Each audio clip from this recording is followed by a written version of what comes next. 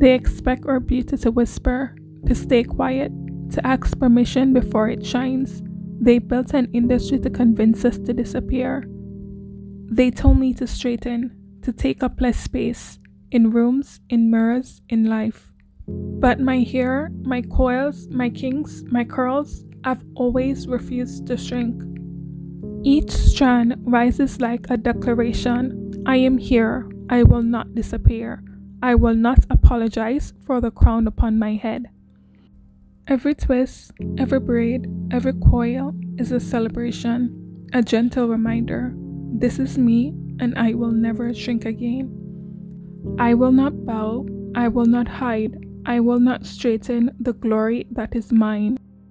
And so I rise, coils wild, free, refusing to shrink ever again.